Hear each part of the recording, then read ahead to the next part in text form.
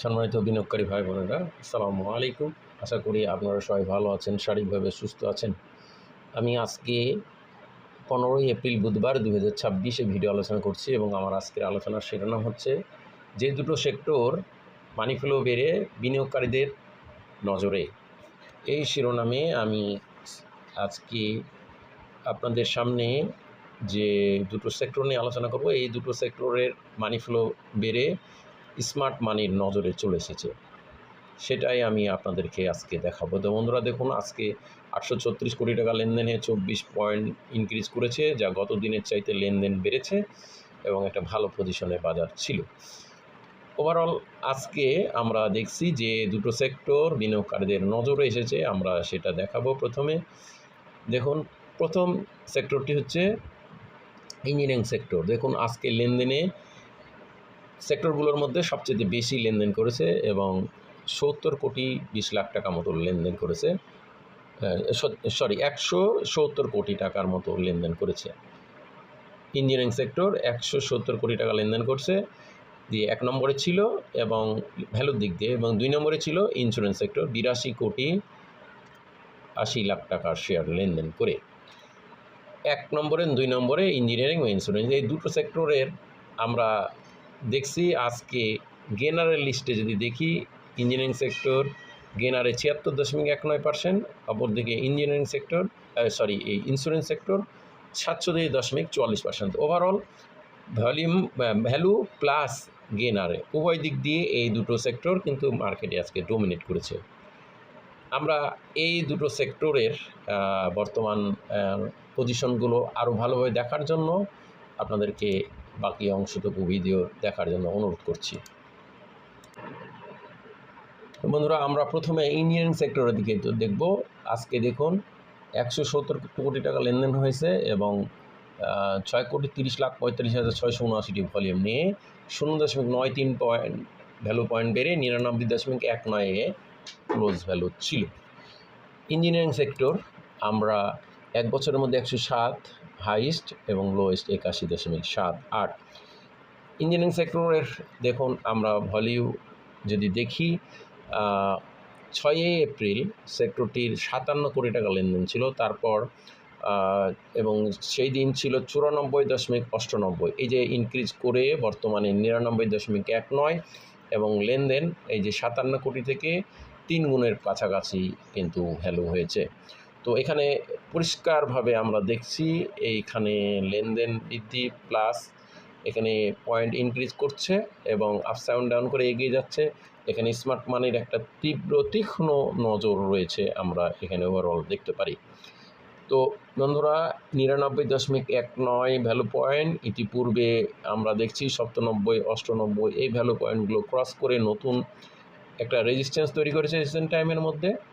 এখন এটা আমাদেরকে দেখতে হবে 101 পয়েন্ট এইটা ইনক্রিজ করে ক্রস করে নতুন ভ্যালু করছে কিনা।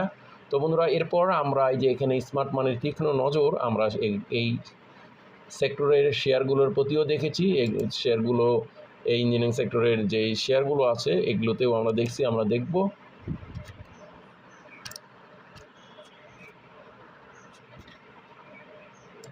ইঞ্জিনিয়ারিং সেক্টরের শেয়ারগুলো যদি দেখি বন্ধুরা, দেখুন একটি এটলাস বাংলা মাইনাস আর আরেকটি হচ্ছে বেঙ্গল ওয়েন্ডসার মাইনাস, তিনটি শেয়ারে 4টি 5টি 5টা 6টি শেয়ার 44টির মধ্যে 6টি শেয়ার মাত্র আজকে মাইনাস ছিল, বাকিগুলো সবগুলোই পজিটিভ ছিল।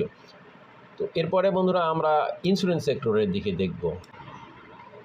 বন্ধুরা, আমরা ইন্স্যুরেন্স সেক্টরের কিন্তু সেকেন্ড পজিশনে ছিল এবং দেখুন 1টি 2টি 3টি 4টি 5টি 6টি 7টি 8টি 9টি 10টি শেয়ার, 45টির মধ্যে 10টি শেয়ার নেগেটিভে ছিল, তাছাড়া সবগুলো শেয়ারই পজিটিভ বা অপরিবর্তিত পজিশনে ছিল। তো এই যে ইন্স্যুরেন্স সেক্টরের মানি ফ্লো ইঞ্জিনিয়ারিং সেক্টরের সাথে কন্টিনিউ করছে। এরপর আমরা এই ইন্স্যুরেন্স সেক্টরের আরও কিছু পজিশন দেখব। এই যে ইন্স্যুরেন্স সেক্টর আমরা এক বছরের মধ্যে হাইস্ট 41.68 এইটা ক্রসের কিন্তু অপেক্ষায় আছে। আমরা দেখছি 41 উঠছে, কিন্তু 41.68 এটা ক্রস করেনি। আজকে 41.17, গত দিন 41.24, তার আগের দিনে 24। তো এই যে 41.24 এইটা ক্রস করলে 41.68 এইটা যে কোনো সময় ক্রসের অপেক্ষায় আছে, এবং এইটা করলে ব্রেকআউট করলে ইন্স্যুরেন্স সেক্টর একটা সুপার পজিশনে চলে যাবে।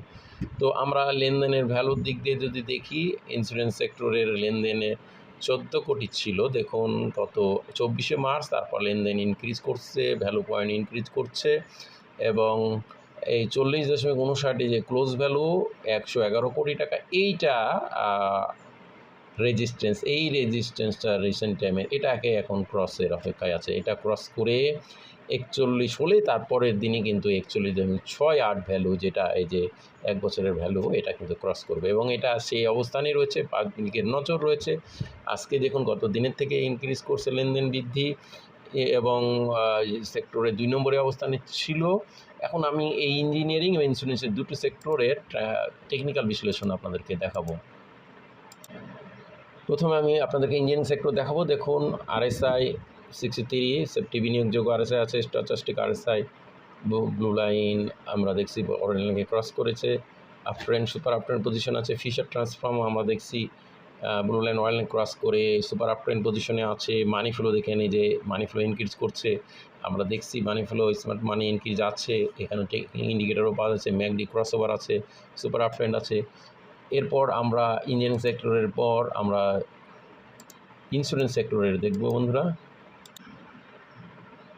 বন্ধুরা আমরা এবার ইন্স্যুরেন্স সেক্টরে দেখব। দেখুন ইন্স্যুরেন্স সেক্টরের RSI, এই RSI স্ট্যাটিস্টিক RSI কিন্তু ব্লু লাইন অনলাইন থেকে নিচে আছে, এবং fisher transform super up trend পজিশনে আছে। মানি ফ্লো ইনক্রিজ করছে, দেখুন মানি ফ্লো ইনক্রিজ হয়ে করছে, এবং ম্যাকডি ক্রস ওভার আছে এবং সুপার আপ ট্রেন্ড পজিশনে আছে। মানি ফ্লো বাড়ছে, এবং আমরা যে স্মার্ট মানি ইনক্রিজ করছে এবং এখানে নজর আছে, সেটা অলরেডি আমরা দেখতে পাচ্ছি। RSI খুব সেফটি বিনিয়োগযোগ্য RSI অবস্থানে আছে। ওভারঅল এই ইন্স্যুরেন্স এবং ইঞ্জিনিয়ারিং এই দুটো সেক্টরে স্মার্ট মানির কঠিনভাবে ওতপ্রোতভাবে জড়িত আছে বা নজরে আছে বলে আমরা দেখতে পাচ্ছি। তো বন্ধুরা, আমাদের এই আলোচনা কাউকে বাই বা সেল করা, প্রমোট করার সাথে নিষেধ করা নয়, শুধুমাত্র সেক্টর বা শেয়ারগুলো অবস্থান জানানো বোঝানো।